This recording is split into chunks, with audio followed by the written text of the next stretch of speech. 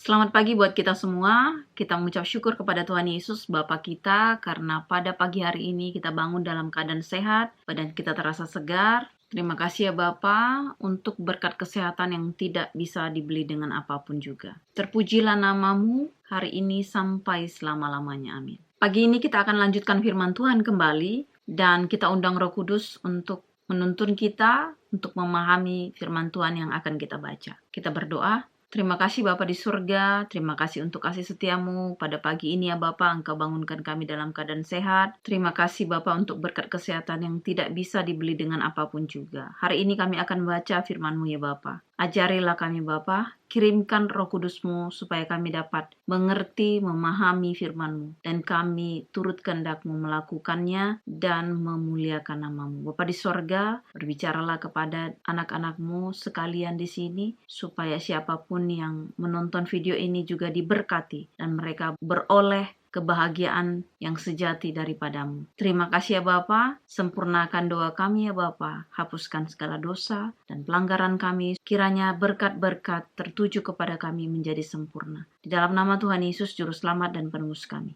Amin. Silakan kalian nonton video yang lalu di part 170. Judulnya tentang Yesus membasuh kaki murid-muridnya. Jadi silahkan kalian nonton sebelum video ini karena sangat berkaitan ketika Yesus mengadakan perjamuan malam atau dibilang kalau sekarang di gerejaku khususnya kita bilang itu perjamuan suci. Jadi kita akan baca ayatnya. Ayat untuk hari ini terdapat di 4 kitab, Matius, Markus, Lukas, dan 1 Korintus. Jadi aku akan baca yang di Matius, di Lukas, dan di 1 Korintus. Ayat yang di Matius aku akan kasih Matius 26 ayat 26 sampai 29. Penetapan perjamuan malam. Dan ketika mereka sedang makan, Yesus mengambil roti, mengucap berkat, memecah-mecahkannya, lalu memberikannya kepada murid-muridnya dan berkata, "Ambillah, makanlah, inilah tubuhku." Sesudah itu ia mengambil cawan, mengucap syukur, lalu memberikannya kepada mereka dan berkata, "Minumlah kamu semua dari cawan ini, sebab inilah darahku, darah perjanjian yang ditumpahkan bagi banyak orang untuk pengampunan dosa. Akan tetapi aku berkata kepadamu,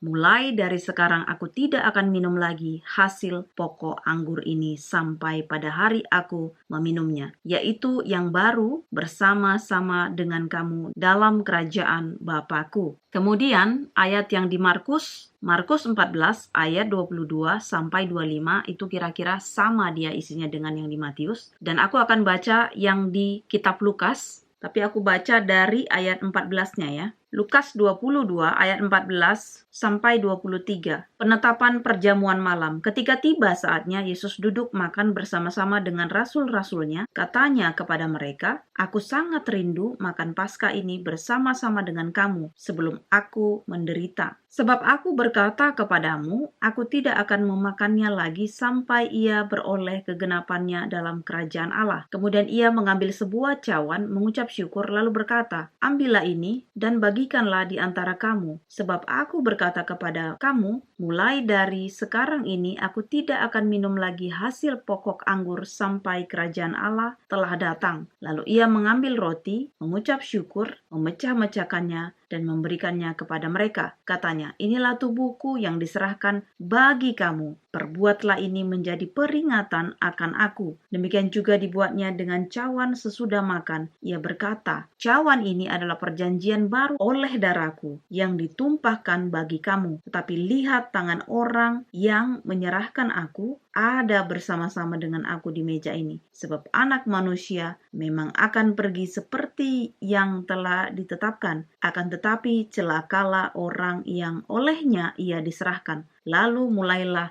mereka mempersoalkan siapa di antara mereka yang akan berbuat demikian. Kemudian yang di Korintus, di sini dikatakan 1 Korintus 11 ayat 23 sampai 25, tapi aku akan baca sampai ayat ke-26. Itu judulnya kebiasaan-kebiasaan yang saleh dalam perjamuan malam ya. Di sini menceritakan bagaimana Rasul Paulus menjalankan perintah Yesus atau memperingati hari kematian Yesus. Jadi kita akan baca dari ayat 23 ya. 1 Korintus 11 ayat 23 sampai 26. Sebab apa yang telah kuteruskan kepadamu telah aku terima dari Tuhan, yaitu bahwa Tuhan Yesus pada malam waktu ia diserahkan mengambil roti, dan sesudah itu ia mengucap syukur atasnya. Ia memecah-mecahkannya dan berkata, inilah tubuhku yang diserahkan bagi kamu. Perbuatlah ini menjadi peringatan akan aku. Demikian juga ia mengambil cawan sesudah makan, lalu berkata, cawan ini adalah perjanjian baru yang dimateraikan oleh darahku. Perbuatlah ini setiap kali kamu meminumnya, menjadi peringatan akan aku. Sebab setiap kali kamu makan roti ini dan minum cawan ini, kamu memberitakan kematian Tuhan sampai ia datang. Jadi jelas sekali di sini bagaimana sebelum Yesus Kristus disalibkan, dia mengadakan perjamuan malam. Kalau kita sekarang kayak di gerejaku khususnya kita bilang perjamuan suci. Jadi di video yang lalu aku sudah terangkan ketika kita akan melaksanakan perjamuan suci, ini khususnya di gerejaku di Advent, kita harus dibaptis dulu. Jadi ketika orang yang belum dibaptis, dia nggak bisa ikut perjamuan kudus. Dia harus menerima Yesus sebagai juru selamatnya, kemudian dia baru bisa dikatakan untuk mengikuti perjamuan kudus. Karena itu syaratnya juga. Jadi ketika di gereja lain mungkin berbeda, ketika mereka perjamuan kudus siapa aja yang memang mau, dia dikasih roti dan anggurnya. Mungkin ada perbedaan, tapi di sini aku tekankan lagi, aku bukan berbicara tentang perbedaan ini, menyalahkan ini dan itu, bukan ya. Tetapi ketika kita melihat, kalau kita mengikuti kisah Yesus ini, kisah bagaimana dia di bumi ini, dia kan dibaptis dulu di sungai Yordan bersama Yohanes Pembaptis ya tentunya. Dan kemudian pada saat Yesus detik-detiknya mau akan pergi bersama Bapa, ya dia akan kembali katanya kepada Bapa, yaitu mengalami kematian itu, mati di kayu salib. Tadi udah sangat jelas ya. Jadi bagi orang-orang yang masih bingung kenapa Yesus harus datang ke dunia, mati di kayu salib, kok nggak bisa nolong dirinya sendiri dan bla bla bla, itu aku sering sekali baca komen-komen itu ya. Selalu nggak ngerti mereka itu, selalu bilang kenapa dia nggak bisa tolong. Halo, di sini udah jelas, Yesus itu mati untuk menyelamatkan kita. Darahnya tertumpah, dia korbankan dirinya sendiri untuk menyucikan kita, memperdamaikan kita dengan Tuhan, memperdamaikan kita dengan Bapa itu. Kalau Tuhan Yesus nggak mati di kayu salib, kita sampai sekarang masih mengorbankan domba kambing ketika kita melakukan dosa. Jadi, kalau kalian mau tahu kenapa Yesus sesimpelnya itu adalah fungsi Yesus mati di kayu salib untuk memperdamaikan kita, melayakkan kita supaya kita nggak binasa. Makanya kalau kalian nggak mau terima Yesus sebagai juru selamat, alangkah sayangnya kalian nggak akan pernah selamat. Jadi ini sudah firman Tuhan katakan ya.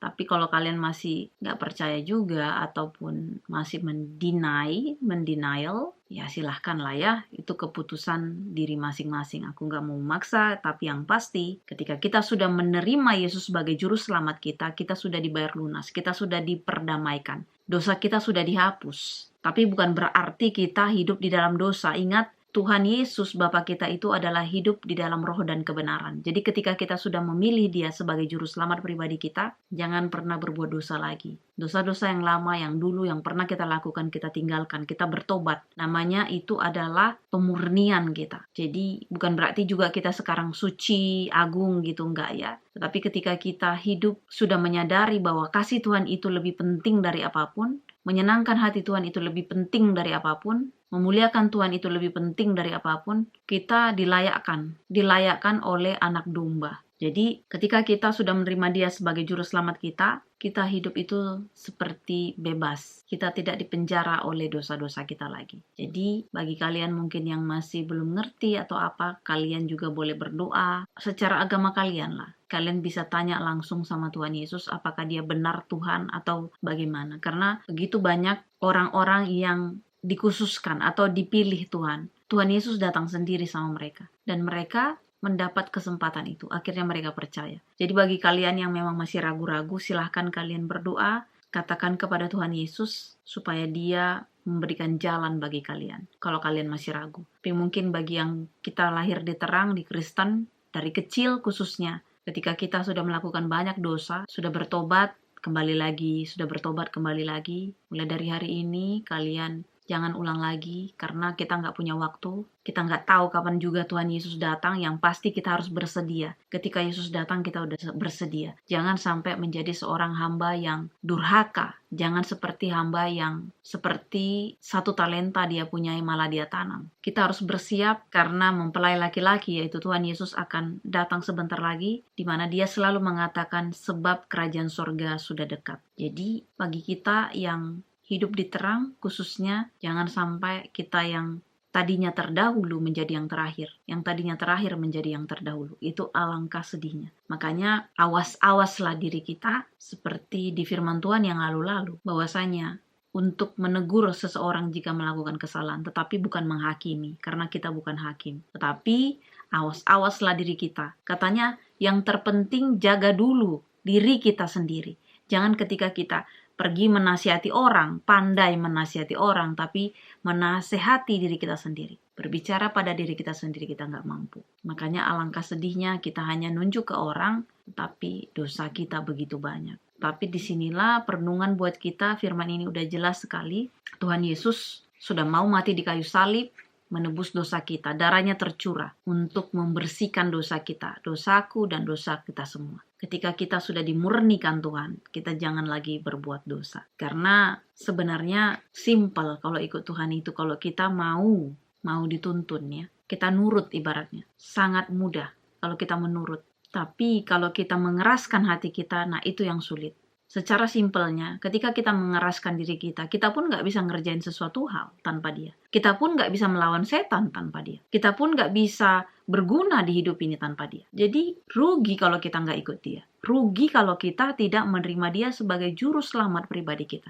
Rugi kalau kita tidak minum darahnya dan makan dagingnya. Jadi kita harus minum darah Yesus dan makan dagingnya, makan tubuh Kristus. Secara simbolik adalah dilambangkan darahnya anggur yang bukan alkohol ya. Itu anggurnya dimasak juga dia murni, anggur itu sendiri. Kemudian roti yang tidak beragi atau tidak macam-macam lah ya. Kalau kita bilang itu rotinya hanya kalau nggak salah 2 macam atau 3 macam, mentega sama tepung kalau nggak salah yang aku pernah tanya kepada orang yang membuat roti itu. Jadi pada saat itu kita makan, itu secara simbolik kita sudah menerima Yesus sebagai juru selamat pribadi kita. Kita sudah menerima dia mati di kayu salib. Kita sudah bebas dari dosa kita. Tetapi bukan bebas melakukan dosa lagi. Tetapi kita hidup kudus karena Tuhan Yesus kudus dan dia benar. Ketika kita hidup di dalam kekudusan, kebenaran, Tuhan Yesus betah, senang dia dengan kita. Memang gak mudah, tetapi kita harus mau. Ketika murid-muridnya gak ngerti, dia mau. Dia hanya mau dan mau dan mau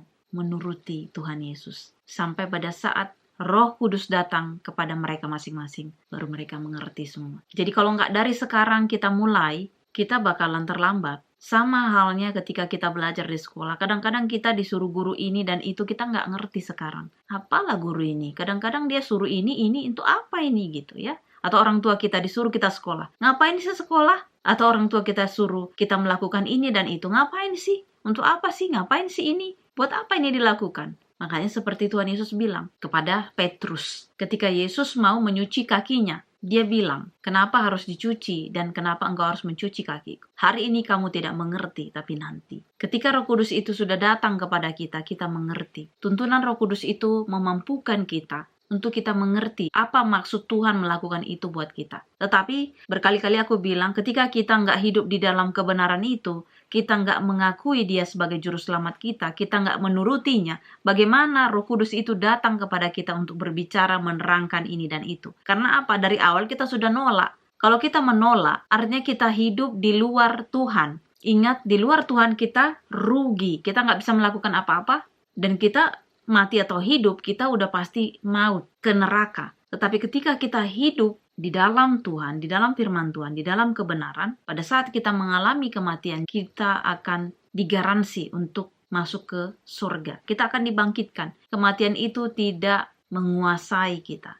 karena kita mati di dalam Tuhan. Tapi ketika kita di luar Tuhan, kalau kita mengalami kematian, ataupun kalau kita memang tidak mengalami kematian, kita hidup sampai kedatangan Tuhan Yesus yang kedua kali, kita sudah berada di maut itu sendiri. Karena kita udah lawannya Tuhan. Kita pengikutnya iblis. Jadi percuma, rugi, dan gak ada gunanya. Oleh karena itu, bagi kita di sini, bagi kalian di sana yang menonton video ini, kalian buka lagi firman Tuhan. Seperti aku bilang, aku di sini bukan seorang pendeta, misionaris atau sebagainya. Apapun ya, aku hanya sebagai jemaat biasa, anak Tuhan yang biasa, yang gak ada apa-apanya. Tetapi aku dimampukan Tuhan melewati begitu banyak yang salah satunya yang benar-benar terbesar dalam hidupku adalah suatu penyakit kanker ovarium itu. Ketika aku mengalami itu, rasanya bagi orang mungkin adalah seperti kayak kutukan atau mungkin sesuatu hal yang secara manusia mungkin akan menghakimi dan sebagainya. Oh, mungkin karena engkau berdosa melakukan ini dan itu ya. Tetapi ketika aku baca firman Tuhan, ketika Yesus berkata, kepada orang yang kukasihi, kepada anakku yang kukasihi, aku akan mengajar dia. Jadi ajaran Tuhan Yesus itu bukan mencelakai, tetapi mau memurnikan kita. Ya, mau memperbaiki kita, hidup kita, supaya kita nggak binasa. Dan disitulah titik dimana aku benar-benar berbalik sama Tuhan, dan bukan berarti aku orang suci. Aku katakan lagi, bukan berarti imanku lebih tinggi daripada kalian ya.